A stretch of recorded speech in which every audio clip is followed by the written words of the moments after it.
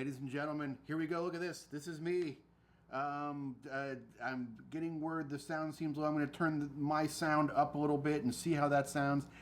I'm going to ask you if this sounds better. Ladies and gentlemen, welcome to another edition of Grassroots Motorsports Live. I am JG Pasterjack. This is a courtyard by Marriott in the Central Valley of California, where we are coming to you live with brand new information on the 2019 Hyundai Veloster N. I'm in a hotel room. I am staring at a flashlight that I just bought at Lowe's. So if I seem a little bit distracted, that's why. Let me take a look and see who's here. We got a nice crowd forming here tonight. Let me tell you a little bit about what we're doing tonight. So yesterday, I was privileged enough to attend the media preview for the 2019 Hyundai Veloster N. 275 horsepower, completely revised suspension settings, electronic shocks, 19-inch wheels. Very, very cool hot hatch from Hyundai. Hyundai is making a play in the hot hatch derby. They are going up against the Volkswagen GTI and the Ford Focus ST, which of course is going away, the Honda Civic Type R. Hyundai is jumping in with both feet into that arena. We got to drive the car on track yesterday at the autocross, and on Thunderhill. We got some video from that. We got interviews with some guys from Hyundai, and we're going to tell you all about the car in the next hour. Here's what I want you guys to do for me tonight. While we get started, we're just on Facebook right now. If you're watching us on YouTube, you're watching us on tape. So unfortunately, you can't ask any questions live on YouTube. If you have any questions about the car, I'll try and get to everything from Facebook. But go down in the dealie down here. Throw a comment down there. Throw a like at us. Throw a share at us if you have anybody who is a hot hatch fan. They're going to want to watch this show. Yeah, David's telling me he's not seeing it on YouTube. Yeah, you're not going to see it on YouTube until after the show is over. I'm recording it right now, and we'll put it up on YouTube afterwards. Because we're remote, we're not in our studio, we don't have the capacity to go to two separate sources at one time for this show. So we're just going to Facebook tonight. All right, let's get right into it. Before we get into the Hyundai excitement, though, let me tell you about the folks that support this show. Talking about our friends at CRC Industries. You can see them right down here, it looks like. Check them out at crcindustries.com. Even better, check them out at a retailer near you: Lowe's, Home Depot, Harbor Freight, Walmart. Any place you buy automotive chemicals, you can get that CRC stuff: brake clean, throttle body cleaner, fuel injection cleaner. And you're not just getting a great product, you're getting a product from a company that is giving something back to this world that we have fun in, this world of amateur and professional motorsports. Also, check out our friends at aerobooks.com. You see how I did that? I'm like a weatherman. I'm like a young Wilford Brimley, Willard Scott. World's best bookstore in Burbank, California. You can check out any of their tens of thousands of books, magazines, DVDs, collectibles, photography book, tech manuals, history pieces, right there at autobooks-aerobooks.com. If you can make it out there in person, it's worth it. They have great cruise-ins, cars and coffee events, author signings. It's a very cool place to hang out. Not just a great bookstore, a hub of automotive activity in Southern California. autobooks-aerobooks.com. Check them out. All right, let's say hi to everybody who's here. I see a lot of our regulars in attendance. Yeah, Pete needs to mail us a flash. Yeah, Pete works for a company that makes awesome flashlights. We'd love to check one of those out. And let's get started with the Hyundai Veloster N. All right, set things up a little bit. Hyundai started building the Veloster. It's into its second generation now. It is their entry into the hot hatch derby. With 2019, with the N, they have really stepped it up. N is becoming its own division at Hyundai, very similar to BMW's M division, very similar to Honda's Type R series. It's sort of its own model line within Hyundai. We're going to talk to Albert Bierman a little bit later, who is sort of the guiding force behind N, and you might recognize that name because he previously spent his time at BMW's M division. So moving up the alphabet and moving over to become manager of high performance vehicles at Hyundai. And we're also going to be talking to Mike Evanoff, who's been on the show before. Mike is a super hardcore car nerd. He is a product planner at Hyundai, and he's one of the gentlemen responsible for sort of optioning out and figuring out just exactly the packages the Veloster N is going to come with. All right, so let's start with this. Let me show you a little bit of just fun video here on the old Veloster, if I can find it. Yeah, so here's just a little teaser reel of the Veloster zooming around and doing stuff, and we'll watch this, then we'll come back and we'll start talking about it.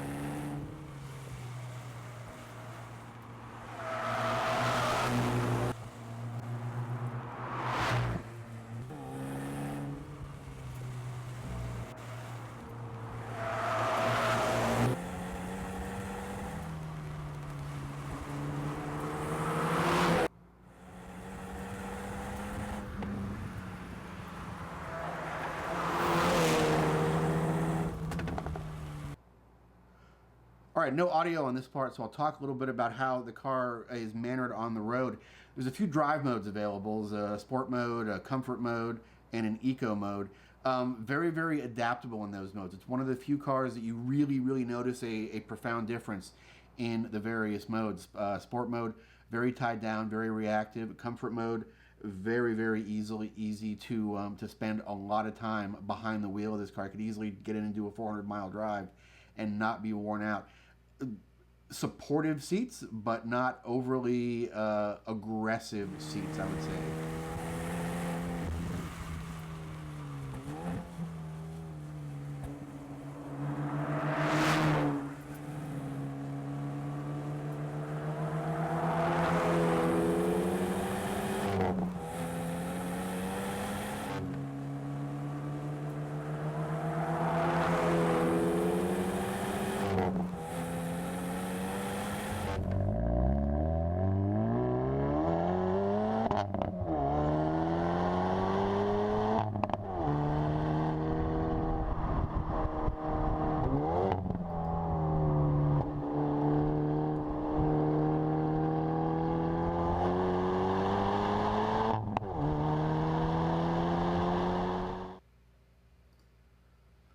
All right, somebody mentioned the pops on the throttle lift.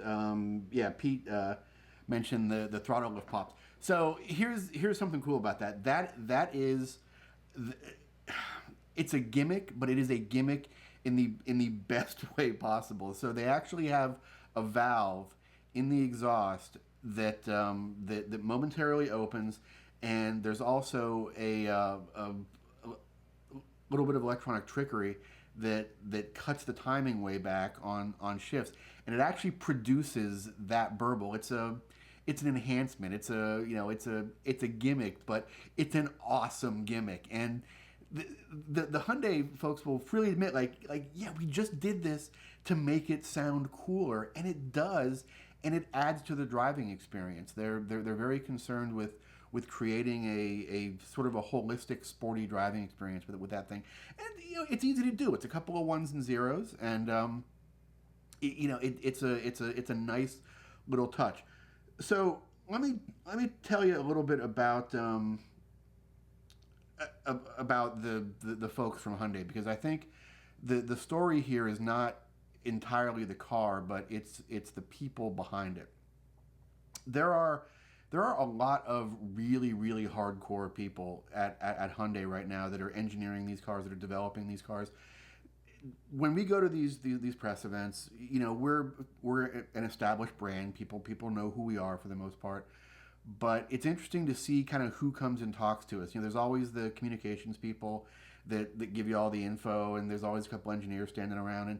And this was one of the first events I went to that a lot of the engineers knew who we were and were excited that we were there. And like 2 or 3 times, one of the Hyundai engineers would come up to me and go, "Hey, you're the Grassroots guy, right? Yeah, come check this out." And he would show me some little thing on the car that they had done, just sort of in the name of performance, such as the fact that they remembered to have crash bolts available, so you can get up to about 3 degrees of negative camber. And they specifically remembered to put those crash bolts in the factory shop manual so that SCCA street class competitors could actually use them as part of their competition arsenal. So they are paying attention to what people are doing with this car. Let me take a couple pokes here at the questions. Okay, yeah, let's get to let's get to some of these questions first. So yeah, I want to definitely stress that there are people developing these cars that are totally into it. This car was heavily developed at Button Willow. In fact, the sign off for this car basically it couldn't go to market. Their final test was full tank of gas at Button Willow on a 100-degree day, and they just had to run the ass out of it till the gas tank was drained, and it couldn't experience any overheating.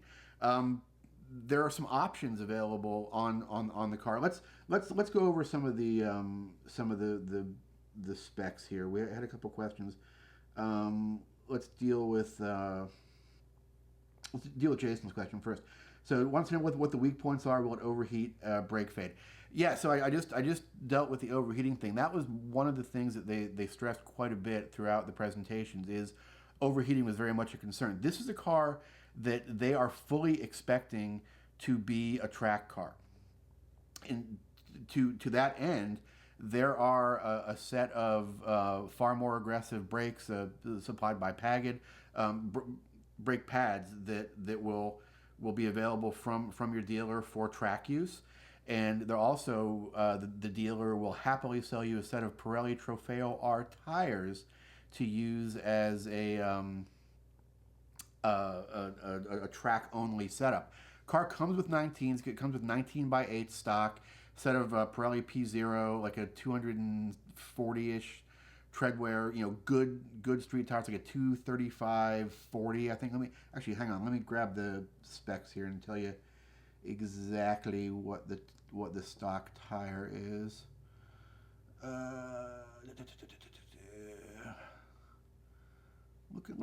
Looking up the tire spec music here.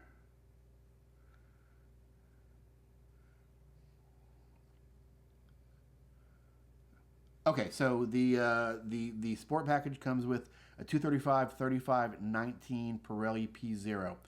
If you want to get the 275 horsepower version, there's a 250 horsepower version. That's the base model N. The performance package of the N is a 275 horsepower model. That comes with the 19s.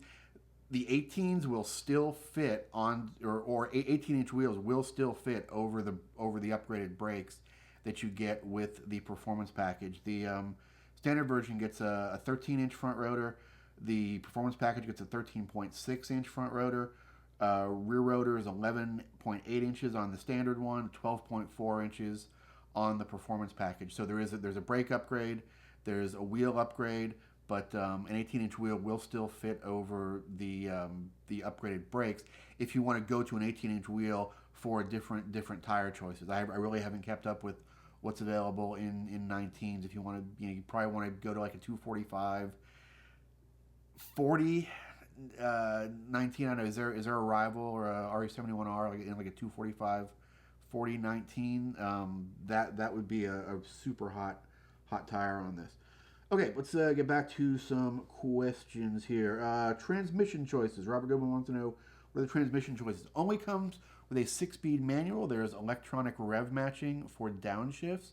The shifter that comes with it is sourced from, I believe, B&M. It's an aftermarket sourced short shifter, and works really, really well. The electronic downshifting is actually really, really solid. So no paddle gearbox, no automatic, just comes with the 6-speed manual. Jason wants to know, does it feel special? Yes, I'll get into that more later, but it absolutely does. Because I think the next question was, you need good numbers. Let's see, we did the tires. Rob wants to know, will it rotate on drop throttle?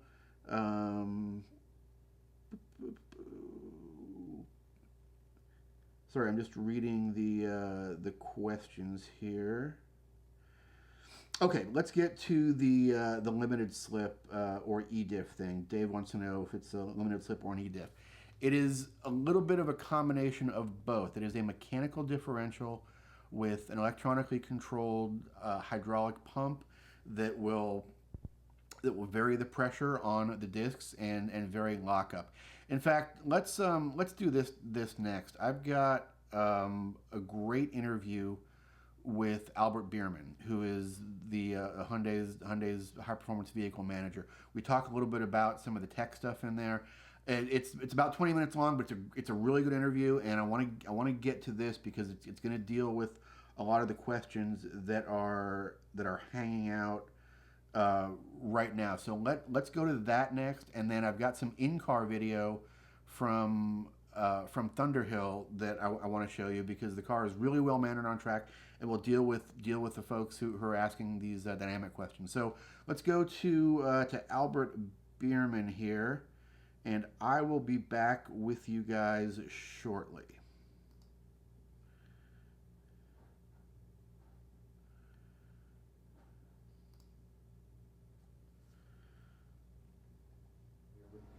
People had questions, and most of their questions were the same ones that I had. But let's start with you a little bit because you came from another brand that's extremely enthusiast based, and you came from BMW M. You're working your way through the alphabet now, apparently. Yeah, right. So, tell me a little bit about the transition, going from a company with a long motorsports history and a long history of being enthusiast based to a company that doesn't really have that history, but clearly is trying to cultivate it by bringing somebody like you on board. Do you feel like that's part of your job, to sort of cultivate a history now with Hyundai? I mean, the job was to strengthen the Hyundai brand and to develop high performance cars, but not only for the emotional strengthening of the brand, but also to enhance the driving performance technology, and not only then for the N cars, but for all Hyundai cars. And so, and since I'm not only in charge of high performance vehicle development, but also the performance development of all Hyundai, Kia, and Genesis cars, so within my organization, I'm the division head of the test division. We do all the chassis tunings and brake tunings and so on, aerodynamic developments, and total vehicle balancing, target setting. So I can transfer easily within my division. So some of the learnings from N also in other cars. So, and of course we want to give this excitement of motorsport into our customers' life, and we have some heritage already. We are doing WRC Rally Sport now for 4 or 5 years already, and very successfully this year. We are leading right now in the championship. So we added touring car racing for customer motorsport. So the TCR and WTCR is doing very well. Our car is the most competitive car this year in the first season already. So, and that all is part of the game. So I initiated TCR racing maybe almost not even a year after I joined. We could kick that off, that we developed this, and clearly make the roots of Hyundai brand into motorsport, right, where for many people still the huge excitement comes from. And I'm like motorsport guy, and I developed race cars before, and and that emotional aspect of motorsport, of race cars, and transfer this into everyday driving. And that is what people can experience in our N cars. So we bring a good portion of this excitement of a race car on the road. Well, one of the things that struck me driving the N on the track, especially, this is a track that I've got a lot of experience on, and it's a challenging track, which I think is great for a launch like this, because I would take a bone novice, somebody that's never done a track day before, and says, hey, I want to experience what it's like to drive on a track. What's an easy car that I can get to experience track days, but that I can progress with a little bit? that I can, that once my skills improve, you know, the car is going to come along with me. This is a fantastic example of somebody asking for something like that. Give me an idea of when you're going in to develop a car like this, what are some of the design goals? I mean, are those stated goals that you want that performance to be accessible by a very broad range of drivers? Of course. I mean, nobody was waiting for us in the high performance market. Right. Yeah, it's already saturated in Europe and in every market basically. Yeah, but most of these cars are very expensive. Yeah, not easy to approach for the non-experienced drivers, and that is exactly where we said, okay, this is where we go, and we want to attract people into our N cars that maybe not fully established already in the high performance segment. So we have the chance to attract with our N cars customers that never did any track day, that never went to a racetrack before, even watching a race. And and then of course we want to be accessible. So it was clear from the beginning, yeah, just to buy the fancy high performance equipment, yeah, Recaro seats, Brembo brakes, you name it, yeah, cup tires. It's a piece of cake. You can put all this on your car, and you end up 5-6 grand more, yeah, and maybe your car is a little bit better on the lap time, but that doesn't matter for us, yeah. It's all about enjoying this car, and even if you have this track day customers, I mean, they don't only go for track days, they also use these cars in their everyday lives. And to cover that range at an affordable cost and put our own technology from Hyundai with our sister companies like Mobis or Via, make a seat development that you in the end have a very good performance for the seat, good for track driving, good for everyday driving, but not spend the money, keep the cost of the car low. Make our own brake development and not go to like fixed calipers where, I mean, they're very sensitive, for noise and for shimmy and everything. I mean, this is a robust floating caliper, good heat capacity. This is a no-brainer, and that is the whole story. Make a robust, reliable car, and cooling is very substantial. That's important, that the guys can really take it out and just give it the fuel, and maybe they buy then the fast guys, they buy the accessory brake pad and maybe the Trofeo Pirelli. But even when you take the car from the showroom, I mean, you can just take it and come here and enjoy, drive the whole fuel tank, go to the fuel and do again. So that is maybe the charming part, and like I said before, the fun to drive that you get for the buck, it's hard to beat. I mean, that is the biggest challenge for our competitors. And I think the challenge now is to get that message out to somebody. The Honda Civic Type R has a lot of fans, GTI has a lot of fans, Subaru WRX has a lot of fans, and maybe they aren't even owners of those cars, but they're fans of those cars. And that's I think the next challenge for Hyundai is to develop a fan base, because the product can support that fan base.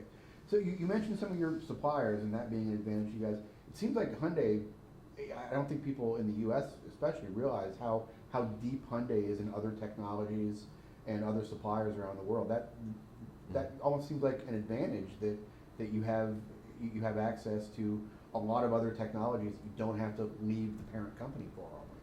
Yeah, that is a strong part of our company. I mean, like I said, we even have our own steel. And high-strength steel from Hyundai. So there's so many good things within the Hyundai Motor Group, and like our sister company, our established suppliers like Mando for the shock absorbers, for the steering rack, and so on. We know exactly those technologies, and the cost is reasonable, and it's good quality, it's robust and reliable, and that is the most important thing. And the fancy thing is not so much on our list. Of course, there will be accessories, and people can go a little bit, spend more money, and the people buying these cars, they have to exchange parts on their cars sooner or later, because they want to spend the money, they want to work with the cars. And we will also start an option accessory program out of N for N cars and also other Hyundai cars. So this will also come then sooner or later. Let's talk about a couple of the individual pieces. The diff in the car is fairly impressive. I think it's one of the things that gives the car a very benign nature, but also, you know, for somebody who's experienced or for somebody who's a novice, it provides good feedback for both of those people.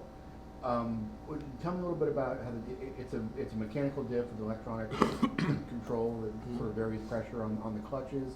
Is there any like external brake intervention for the diff control, or is it all in the diff? No, it's a combination. We are combining the electronically controlled limited slip differential, but we still have torque vectoring by brake. Okay. And the ESC system, of course, for the whole vehicle stability control also steps in. So, and then the steering, I mean, from the ELSD, usually you get a strong impact into steering. And so to balance the systems and to refine this to a level where you cannot really tell, is this, I just go around this corner, it's so enjoyable, it's damn fast, but you cannot sense, oh, now the brake cut in, now ESC got me back in, or corner acceleration compensation was killing just some torque steer right now. You cannot feel that. It's all the way you blend all this in and how you fine tune this. And that is, I mean, where you make the big difference between a high performance car and regular cars. We have spent so much time on these cars tuning them, in the Nürburgring, and this is then where you really make the difference, the level of balance that these cars have. Yeah, we cannot apply this to all of our cars. This is impossible. Yeah? I would need way more engineers, and but this is in the end then where you make the difference. Yeah. So a lot of that tuning that's being done through the shocks and through the diff is electronic, and I know there's a few onboard programs that you can cycle through. There's some other companies, Chevy, for example, has gone into now with their e-diffs in the Camaro. You can go to a Chevy dealer and you can get a high performance tune if you're doing track or autocross stuff for that diff. I'm sure there's more tuning available through the electronic package of these. Is there maybe thought down the road of offering different tuning packages for the base hardware that can be reflashed to a Hyundai dealer, or maybe somebody's using stickier tires and needs a little bit different diff setup or shock setup? I mean, we are developing now, starting a process for like accessories, like dealers accessories. Right now we are not so much in the competition parts there, but of course like aero parts, tires, rims, maybe even at some point some bigger brakes or something. There are thoughts out there, but not ready yet to talk about this, to communicate about this. I mean, there was a car in the Paris Auto Show this year, an i30N option, and when you check this on the Google, then on the internet, you can get an idea what the plan is for N options in the future. And what about, how does the aftermarket fit into that? Because I think so much of the appeal of some of the other cars in the segment is based on the fact that there's a robust aftermarket, and some of the pieces are fantastic, some of them less so, but they all have this sort of the net effect of adding to the appeal of the car because it's something they can personalize. Is there any sort of direct relation with aftermarket suppliers or thought going into what might be developed? No, I mean, we have not any, I mean, we have not so much developed together with aftermarket, but because in the customizing areas, I mean, everybody jumped on the i30N in Germany and Europe right away. And when we had the first track day, maybe 8 weeks after vehicle delivery, already 20-30% of the i30N owners, they came to the track day already on different rims, different tires, lowered body, even more noisy exhaust, and you know, they have to do this. This is their hobby. And this is a good thing. Oh yeah. And this is why it is necessary that an N high performance car is very substantial. Yeah, if you put the sticky tires to it, that the car can handle this, that the cooling can handle this kind of things. And so, and I'm happy about every aftermarket company that is offering something for the N cars. But I mean, some of the stuff is just like, I mean, there's this tuning, the chips tuning for the engine, and I mean, of course, they just kill the transmission sooner or later or something, you know. And this is the side I don't like so much. Yeah. But in aero chassis and feel many things is about like the looks. Yeah, they want to make their own car. These customers, and that's great. I mean, it's their hobby. You know? So who is, you say you're doing the track days in Europe and you've seen a lot of the I-30Ns. Who are the Hyundai people now? Who is gravitating towards these cars? What kind of culture are you guys producing? I mean, the starting point was all out of Hyundai Germany, and they set up some Facebook community, and now this thing is like growing all over Europe, yeah, and it keeps growing and growing, and so they made track days. But now the guys, you know, that I also remember, but I'm not really active, but sometimes I have the time to check what's going on, and then they say, hey guys, tomorrow 5 o'clock I'm in Nürburgring. Who else is coming? Yeah, then this industry driving is finished at 5 o'clock, and then the tourists can come and drive the Nordschleife. So they just arrange themselves. Or, there's a car show or something in some city, and I'm going there, and who else is... They make their own community already. Yeah, and they post about all kinds of things. Someone has some new rims or something. It's unbelievable. But it's very good to see how much our car can support this networking between people. Well, and especially coming from someplace like I don't want to talk too much about your old job, but that is, you know, there's a lot of history there. There's a lot of backstory there that you're now part of.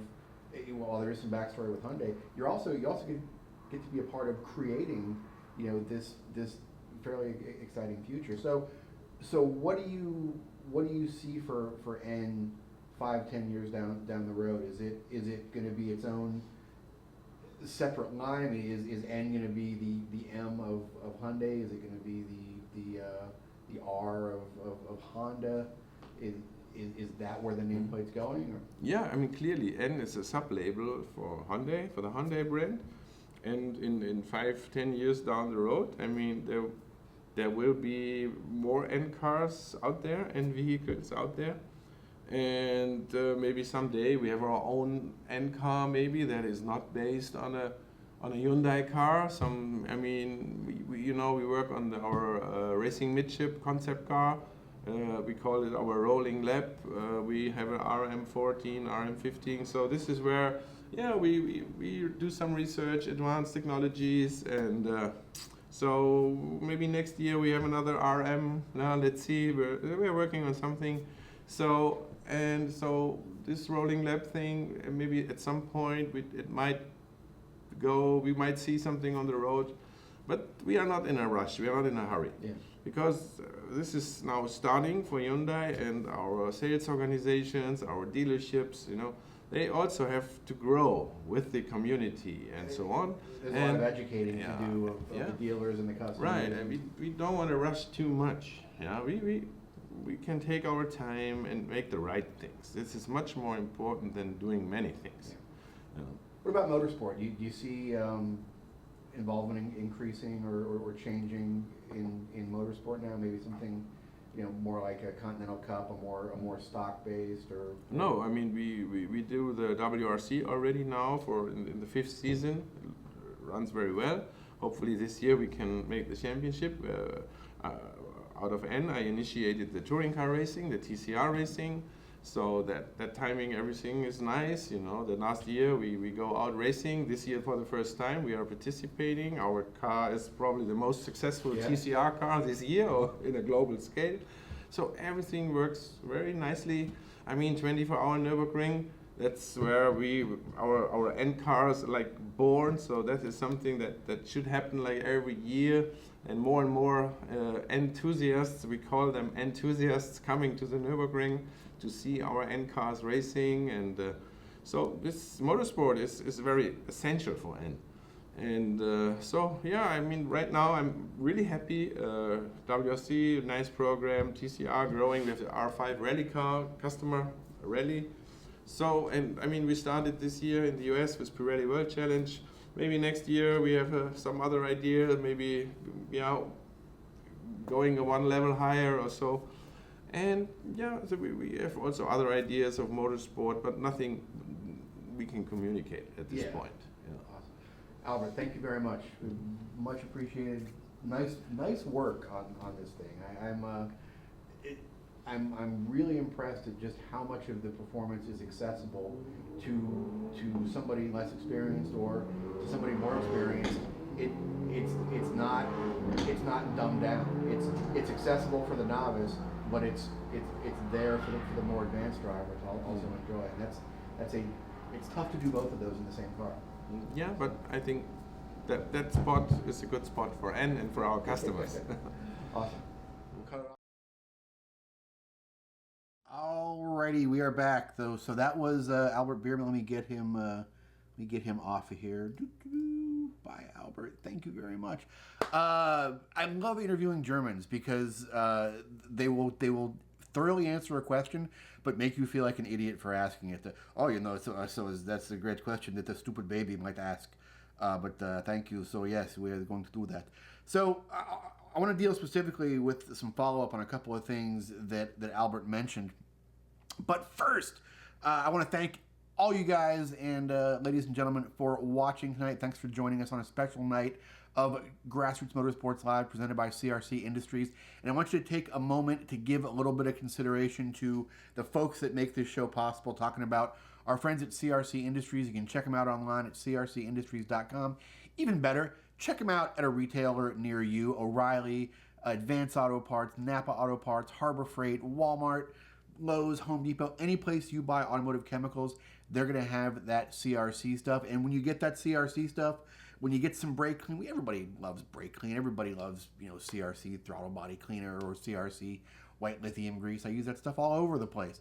When you're buying that CRC stuff, you're doing a little bit to give back to this motorsports community that they help support, and you're getting a great product as well. So check them out whenever you can at a retailer near you. Also, please check out our friends at Autobooks Aerobooks, the world's greatest bookstore in Burbank, California. Check them out online, autobooks-aerobooks.com. If you have the chance to get to Burbank, check them out in person because they have great stuff going on there. They are a hub of activity in the automotive community in Southern California. Author signings, cruise-ins, cars and coffee events, car shows, all kinds of cool stuff going on there at the show. If you can't make it in person, I know Burbank's a long way away. I'm in California right now, and Burbank's even a long way away from me. Check them out on the web at autobooks-aerobooks.com. You can order any of their tens of thousands of pieces of their collection there. Okay, let's, yes, thank you, Robert. Thank you for giving some love to CRC there. All right, so let's talk a little bit about a couple of the things that Albert mentioned. We talked a little bit about, for example, the electronic controls of shocks and diffs and whatever. So one of the other Hyundai engineers that pulled me aside briefly, and some things I can't talk about here, so I'm trying to, in real time, figure out what I can and can't tell you. But one of the side projects that some of the Hyundai engineers have is building a car for the Optima Search for the Ultimate Street Car Championship, and they're going to be driving. It's based on a Veloster N, and uses basically a lot of the stock parts off of the Veloster N. They put an upgraded set of springs on the stock Veloster N shocks with the stock controller, and it dealt with that additional spring rate very, very well. Did not have to worry about those shocks being able to handle the additional spring rate. So there is a lot of adaptability even within the stock electronics. So let's talk a little bit about the electronic controls on the Veloster N. First thing is they are very easy to defeat, the stability control and the traction control. And there is actually, let me show you the interior movie here, because it shows you how some of that stuff works. You can see two buttons on the steering wheel. One is the driving mode button. I'm going to show you those in a second here on the video. The other one is the N button, essentially. And the drive mode button basically cycles through the various drive modes. Yeah, there it is right there, the Sport, Comfort, economy. The N button cycles on and off the rev matching on downshift. You get a button right on the steering wheel there that you can turn that on and turn that off very, very easily. And there's also a lot of gauges on the dash that you can customize. Here's a view of the shift lights that are built into the dash. Those are very handy on track. I got some on track video coming up. And you've got a lot of options within the N options that you can basically go through all the different options, customize them to your liking with suspension stiffness, with engine response, with the differential program, and with just a click of a button on or off, you can cycle those on or off at your leisure. There's no pedal dance. There's no hold this button down for 5 seconds while you're putting the passenger window up and down, and you enter triangle, left, right, square, and there's none of that bull crap. It's just literally turn it off, turn it on, and you're done. You can put it in whatever mode that you want to put it in, and that is it's just fantastically user friendly.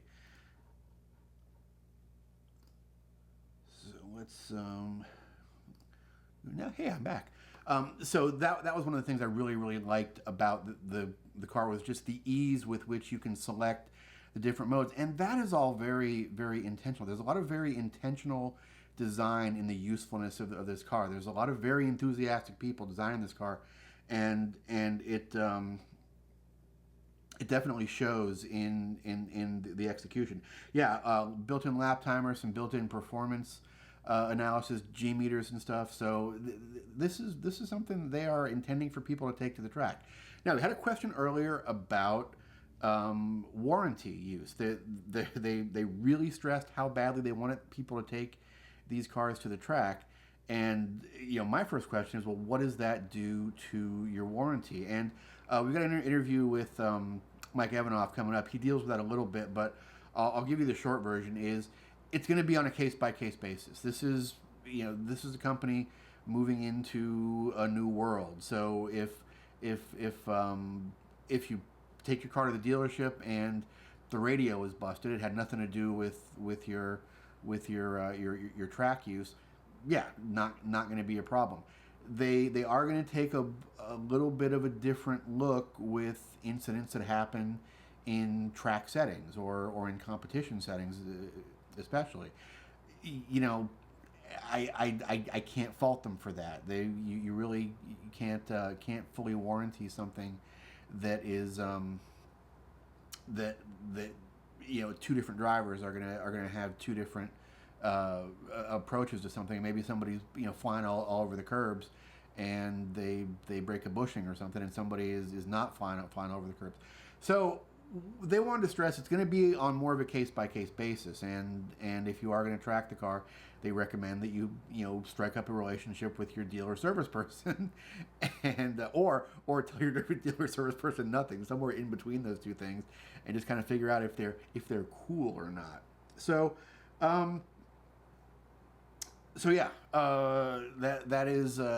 that's kind of the short answer on the warranty thing. Let's take a look at some in-car here, because I want to talk a little bit about driving the thing on track. Let's first take a look at the autocross footage. I had a little autocross set up there for us, so let's take a look at that. So sealed asphalt, the thing launches really well. You can hear a little bit of rev limiter coming up right now. The rev limiter in second gear hits at an indicated 60, which was a GPS indicated about 58, and it's it's a good rev limiter. I think the car would benefit from a little more tire diameter. Comes out of the slow stuff pretty well. It's a really super linear power plant. There's not a lot of turbo lag anywhere. There's, in fact, to be honest with you, there's almost there's almost not enough turbo lag. It feels on the street. It feels very linear, where it's like sort of deceptively fat. You don't really get a feel for how quick it is, and all of a sudden you're hitting the rev limiter, because it just kind of pulls very linearly from about 2,800 all the way to the red line. So on track, it feels a little bit better. It actually feels very very flexible on track, and it lets you pull out of slow third gear stuff on the road course or slow second gear stuff with with a little bit of grunt. The differential really makes you feel like you know what you're doing. It allows you to apply different styles to the car, and it doesn't punish you for any one certain style. If you get into sort of just an understeer situation, like you're driving an old school front wheel drive car where you just kind of go in, mash the gas, and saw at the wheel a little bit to get it go around the corner, it'll let you do that. It'll also let you kind of late brake and trail brake a little bit and kick the back end into a corner, and it'll let you drive with that back end out a little bit and not really punish you for that very much at all. Dave wants to know if you can left foot brake without the brake prompting throttle out. Yes. So Albert Bierman mentioned that there is some brake intervention for the stability control. And there is for the stability control, but you can switch that stability control completely off when you're on track. And we were doing 2, 3, 4 laps at a time on Thunderhill, and coming in with no, the brakes were hot, obviously, and you were starting to get signs of heat in the brakes. Very little, almost no fade, but you can tell when brakes, you smell them, they feel a little bit different. But it was not like a Ford Focus RS that's constantly pulsing those brake pads to stabilize the car no matter what mode you're in, and just frying the brake pads in a few laps. There was no, in fact, I talked to some of the Hyundai engineers. They did not change brake pads on any of the cars, and we're not planning on it for the second wave of journalists that was coming through today, actually. So they didn't change brake pads at all after going through a dozen journalists in half a dozen cars.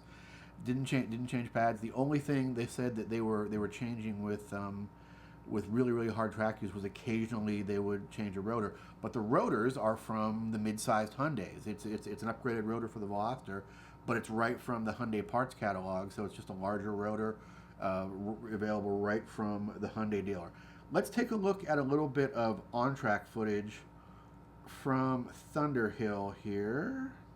This is going to be with the OEM tires, and what I want you to pay attention to here is going to be the downshifts, because the rev matching downshifts are really good, and some of the behavior in the higher speed corners.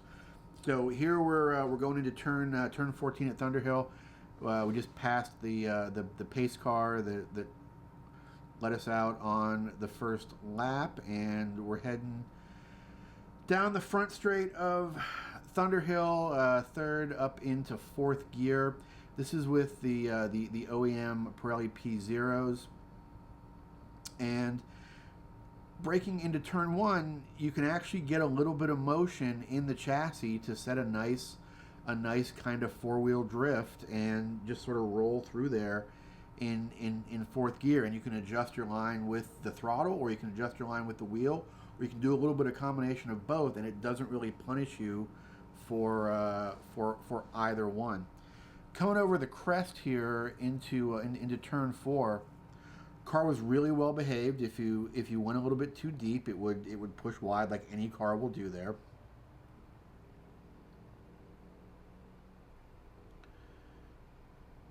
And over the crest at the Eagle's Nest there, same thing. You could go over there with just a little bit of lift to settle the chassis, and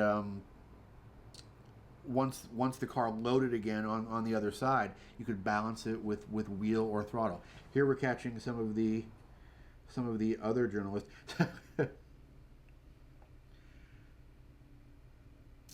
And backed off a little bit here to give them some room so I could take a couple of the other corners. The dude who was behind me said, came up to me later, says, "Yeah, I caught you at some point there, but you got away from me." And I'm like, "Yeah, dude, you didn't actually catch me." But I love you. You're a great guy. So breaking over the crest here was really interesting because you actually felt a little bit of ABS intervention as the car unloads over that crest. You're actually braking over a crest there. You start braking under compression, so you have all kinds of brake, and then you finish your braking after this little crest, so you actually get ABS intervention in the middle. Car was really, really well behaved over that. That's not an easy area for a car that has to brake over that. Listen to the rev matching here.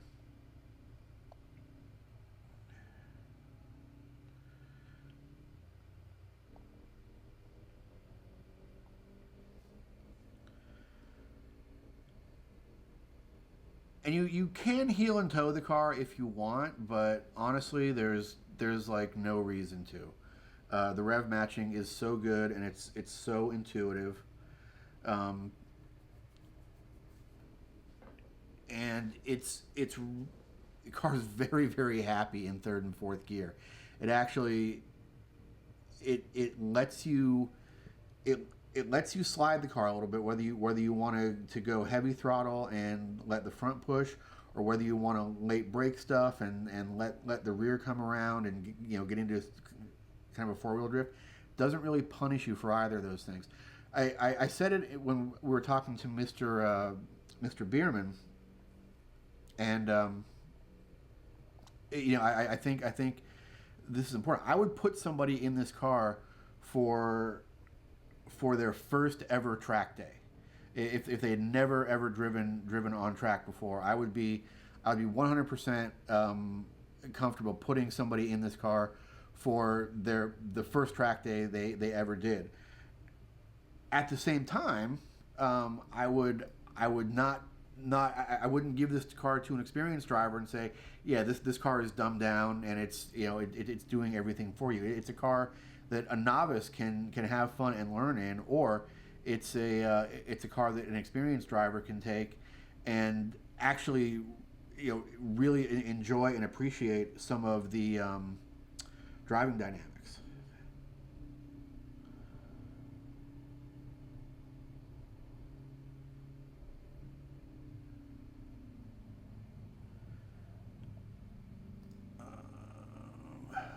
Let's.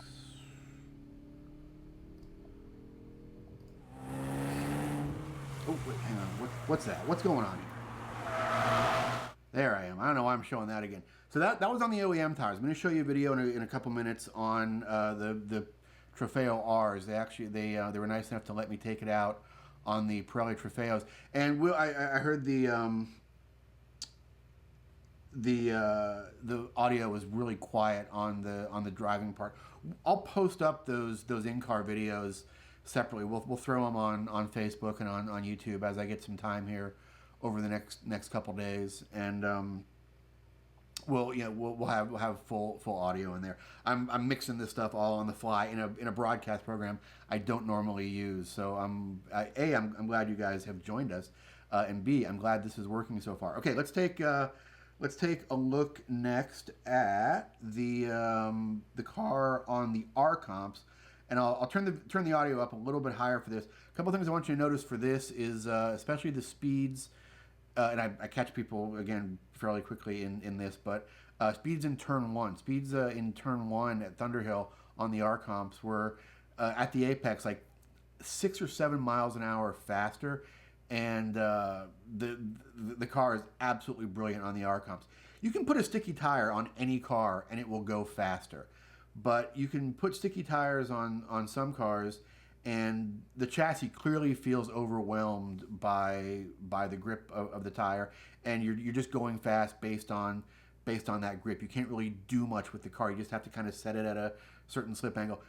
The car remained extremely drivable the entire time, even on the R comp. So here is that video. Well, we can give you some more audio on this.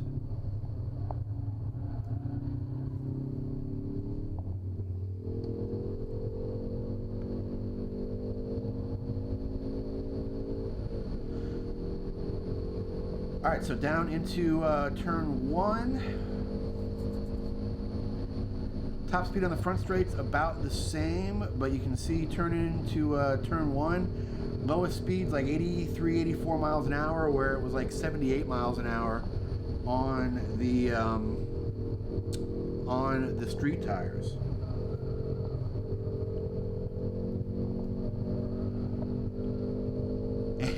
And there's actually another one of these laps where you can just hear me just laughing maniacally because the thing is just so much fun. Watch the G meter as I go over the crest here, because I wanted to keep in the throttle over the crest here and just kind of see what would happen. And you see I get into kind of a tank slapper there, but it was completely stable. I never really had to back out of the throttle much. I just adjusted with a little bit of steering wheel, kind of went back to a neutral throttle, and the car just gathered itself up. Really, really nice.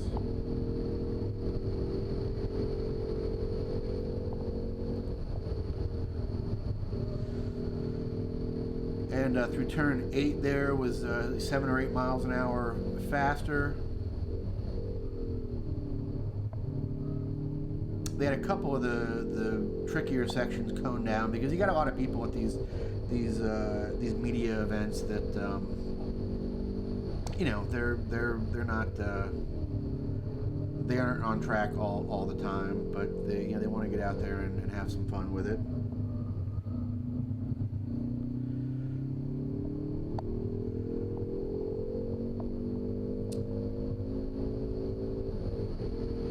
So heading back for turn 14 here, you'll hear the downshift again. I'll give you a little more audio here.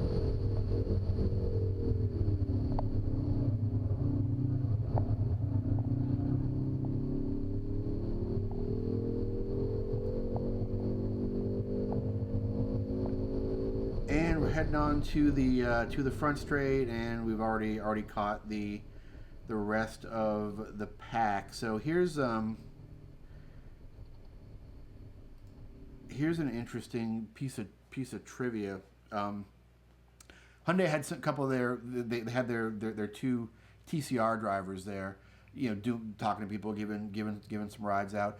They were out doing 207s in the car with the Pirelli Trofeo R tires on it. That was what you just saw right there, was like a high 209 that I backed off coming out of the last turn. So I'm basically running times with their factory drivers in a car I had never driven before. And I've been doing this for a while. I'm an okay driver, but I am not a professional TCR driver level.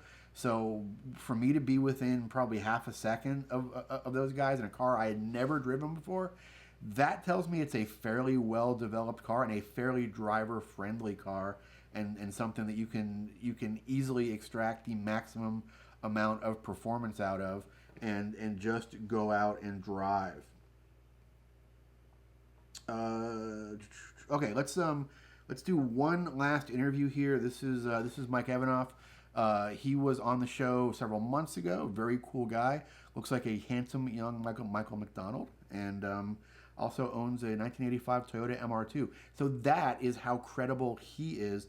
And we talk a little bit here about some of the warranty stuff and about some of the culture stuff. And let me bring Michael up here. This is going to be our last interview, and then we'll come back and we'll wrap everything up after this. This one's about 7 minutes.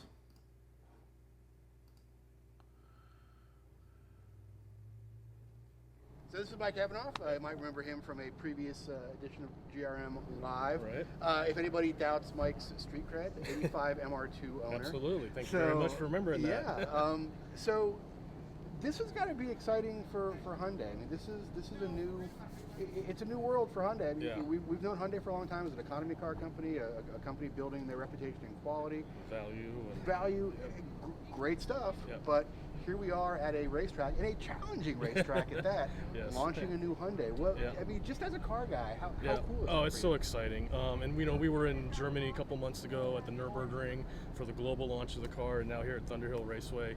And I think the product speaks for itself out there, and then we're not afraid to put it on the track and show how capable this car really is. And as for a car guy, I'm waiting to get out there a little bit later. Got to let all you guys have your fun, but I'll definitely be out there a little bit later today. So, we've talked a little bit about this, and I've talked about this with Mr. Bierman. I've talked about this in the press conference. I think the challenge for Hyundai is not going to be the product, because as much as I've driven the product today, it's fantastic. I mean, Thank you. It's hard to take a car to Thunderhill Yeah. and make it drivable and make it accessible. The challenge is going to be in cultivating an audience for it now. Right. And how do you approach that as a car company now? I think how do you produce Honda kids or Volkswagen nerds or The Subaru fanboys. fans? Yeah, how do you produce that? Yeah, well, and I think the word will get out through publications, much like yourselves. It's very credible. Like I said, I've been reading Grassroots Motorsports for years, and I think that the word will get around that the car is very capable. And as that community comes together, I think they feed upon themselves, and we want to try and cultivate as much as possible. But at the same time, we want them to develop it and build it and attract that new buyer who probably would never have considered a Hyundai before. So you want some product evangelists out there as your. Yep. So when you see somebody walk into a dealership to buy this car, are they coming out of a GTI? Are they a previous Hyundai owner? Is this a first-time sporty car? Yeah, Who's buying this well, car? and we're Mr. Bierman talked about it this morning. We want to make it accessible to everybody. Not to be a professional driver to get that extra 2/10 or 3/10 out of it.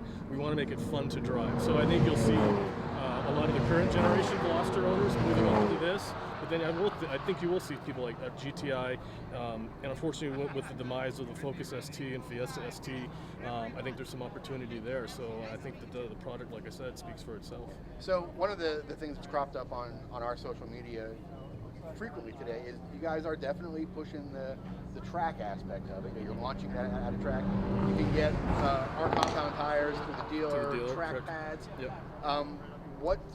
Hyundai's got a reputation for having a great warranty as Right. well. So how do those things exist together? Yeah, it'll have the same, the powertrain warranty and the basic warranty as all the other vehicles have, so we're not making any compromises there. Case by case basis, if something fails on the track, we'll have to take a look at that. But obviously there's other things that are still covered regardless of, how the car is used. Right. How much education do you guys have to do as far as dealers and distribution and salespeople to sell a car that's so outside of what Hyundai is going to sell? Right, because like I said, I think the people coming in are going to know a lot about the car, be very informed about the vehicle. From a technical standpoint, other than maybe that front corner carving differential, there's some new technology there, but a lot of the things are adapted from, like the brakes are taken from a larger car and applied to this. So it's nothing too, and that's why we want to keep the cost in line too. So there's nothing too exotic. I think more from the sales side, we'll do in-dealership training. I work directly with the sales training guys and the instructors to kind of go, here's what these people are going to be looking for. Here's what they're focused on with the car, and we'll work and together we'll get this car out there. So your actual job as a product planner is basically, all of us sit there and play fantasy football on car configurators when we're check. and see how we put cars together. Yeah. Well, you get to do that for real. Yeah, and I love it. I love every minute of it. And I'm glad you say that, Yeah. because I hope hopefully it's as fun to get paid for that as it is to do it just in our free time. When you were putting this car together, how many sort of different configurations are there that can be produced of this car, or is it a fairly easy car to order? If I want the best performing car, is it fairly easy to just check a couple boxes and there's no mysteries hidden in there? Yeah, it's pretty, we always like to do, concentrate on reduced complexity. So 4 colors, that's pretty straightforward, but there's 2 builds. There's the standard package and then the performance package, which we have here today. So basically 2 ways other than color, 1 transmission. It's pretty simple. And even the standard car is a lot of fun too. A lot of the development guys really enjoyed the standard car. Even though it's got the open front diff, it is very playful. And with the 18-inch wheel versus the 19-inch wheel. So it's pretty straightforward, just 2 ways to get it. So what do you, as a car guy, what do you like about this? I saw you up at the autocross course earlier. What do you think when you get behind the wheel of this thing? It engages the senses that I've never really experienced in a Hyundai before. In a past life, I did work on Lancer Revolution, so I've got that behind me. So this kind of reminds me of front wheel drive at Evo. It's kind of how I think about it in my head, because it does everything that you ask of it, and it doesn't bite you, but it's very fun. It's just a lot of fun. So what do you say to somebody who is maybe a long-time Honda Civic Si owner or a GTI owner or a WRX enthusiast? Mm-hmm. What do you tell them to basically what's your pitch to somebody that isn't sure yet? I think you just got to get behind the wheel and feel the steering feel back, the audible response, the as you hear the cars going by, that really gets the blood pumping. We're not about total absolute numbers. It's more about that whole experience, and I think it's just as a daily driver. I mean, it's just so much fun to drive, and you can put it through things like this as well. And we should say that these cars here, you've got a bunch of journalists going through about 8 or 10 cars that haven't had a brake pad change today. They haven't had a rotor change. They're still on the same set of tires they started the day with. That's for real. And when we talk about stuff like pads and rotors, you can get high performance pads, but the rotors are off of the mid-size Hyundai. Yeah, basically taken from the mid-size car, so larger diameter. It's just put something from a big car, you put it in a little car. It's a pretty simple formula. And you go into your Hyundai dealer and buy a replacement after every half dozen. Yeah, because like I said, we really wanted to focus on affordability, so to not make these exotic compounds or some of the other aftermarket brake components. Just keep it simple.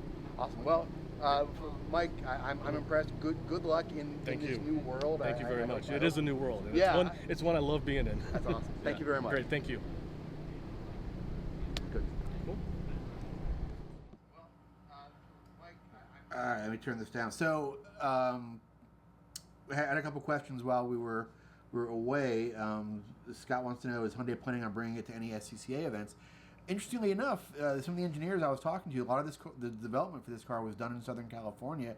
A lot of the development time that this car spent was at autocrosses in Irvine and at track days at Buttonwillow, and a lot of their engineers are competitors themselves. They're, Mike's a Grassroots reader. A lot of the engineers are readers of our magazine. They're people that exist in our world. So yeah, there is a lot of interest there. Now, whether they're going to do something like Chevy did with the 2.0T Camaro, which is going to be in the next issue, the December issue of Grassroots Motorsports that is at the printer right now. You've got a full feature on that car. Whether they're going to do something like that remains to be seen. Right now, though, they are developing a car that's going to be competing at the Optima Search for the Ultimate Street Car Finals in Las Vegas that takes place after SEMA. So they are competing in venues that we are familiar with. Whether they'll bring a car out to Solo Nationals or compete in other series. Right now they're concentrating on the Optima series, which is sort of not an official Hyundai project. It's a bunch of Hyundai engineers using Hyundai parts and using some aftermarket parts as well to stretch their own knowledge and have sort of an in-house team. But yeah, there is enthusiasm there for the types of competition venues that you and I are familiar with. So let us let me take a look. See, yeah, somebody made the point that these, the modern cars are kind of obsoleting project cars a little bit, and with a lot of the electronic tuning they are, but there's still more to be done, and there's still other tuning available. The project car that Hyundai is building has a piggyback tuner on it, gives them another 40 or 50 horsepower. There's stuff from Motorsports, so there's definitely more advancements to be had, but yeah, you can walk into a Hyundai dealership now, and for under $30,000 for the performance package is the list price. You have a track-capable and track-ready car. You can drive it right from the dealership to an SCCA time trial or an SCCA track night in America or a NASA HPDE, and we beat the hell out of these things. We're dumb journalists, and they held up fine. Contingency. Daniel wants to know about contingency. that would be a big next big step when we actually threw that idea out to them, and it's something they're exploring. Will wants to know about the configuration tool. Soon was the answer that we got. Their expectation is they want to have these in dealers by the end of the year, and the configuration tool. It's basically like in its final stages of testing. It's like any day now the thing is going to go up. They didn't have an actual drop date for it, but just keep checking the Hyundai website, and it's essentially it's ready. I mean, now that the car has been released to journalists, you're probably going to see that configuration tool go up pretty soon. Apparently, they are done building it on their end, so it's just a matter of pressing a couple buttons and making it go live. Good news is there's not a ton of configurations available. Like Mike Evanoff said, a couple of colors. You either get the base package or the performance package. You want the performance package, and then within that, there's really not a lot of other options that are going to be available or that are going to be significant. Let me just garage sale on it here. A couple things that I didn't deal with. Tons and tons of headroom with a helmet in the car, and even easy to get into and out of with a helmet on. I'm not a tall guy, but I frequently have trouble with headroom in cars with helmets, because I guess I got a unusually long torso or something, or I like to sit very upright. Plenty of headroom in the thing, easy to get into and out of. Everybody is asking, okay, is it a better car than a Civic Type R? Is it a better car than a GTI? Better or worse is a very subjective statement. If all we're talking about is putting a stopwatch on the car, I think a Civic Type R is going to get around a track faster than a Veloster R. Now, I think if you took somebody that had never driven on a track before, maybe had a little bit of experience, I think if you were to put them in a Civic Type R, in a GTI, in a WRX, in a Ford Focus ST, and a Veloster N, they are 100%. I would stake every dollar in my wallet, which is about $6, but I would stake every dollar I had that they will go faster in that Veloster N than they will in any of its competitors. Somebody who is not experienced. Now, can an experienced driver take maybe a Civic Type R and go faster? Probably. But can you? There's a lot of intangibles that this Veloster has that some of its competitors don't have. It's very hard to quantify that stuff.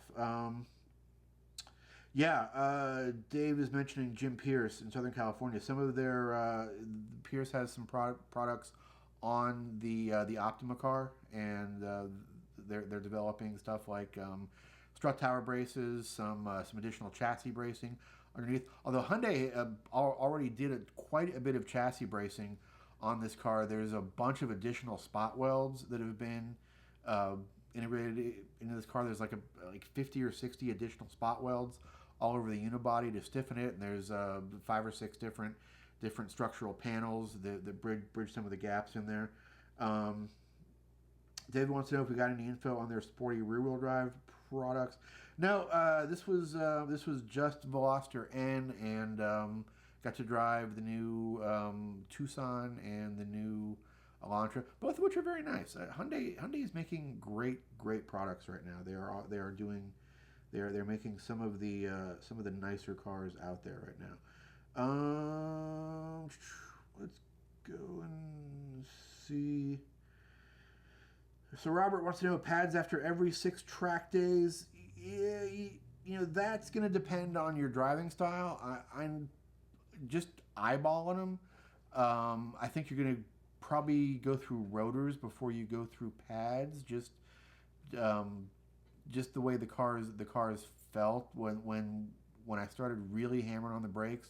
I did get a little bit of rotor wobble, so I'm imagining you're probably going to replace the rotors before you replace the pads. But it did really feel like all 4 wheels were doing something. The fact that you could, almost dirt bike style, back the car into a corner with a little bit of late rear braking, and you could also do cool stuff like Like you could just kind of spike the wheel in the middle of a corner to change slip angle on all 4 tires. Very, very intuitive the way the car drives. They've definitely done their homework on this thing.